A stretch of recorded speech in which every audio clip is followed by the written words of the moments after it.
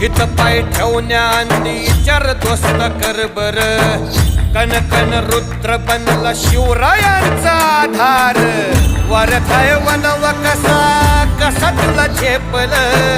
वरथाय वनवा कसा कसा तुला झेपल मराठा यो आता मराठा यो आता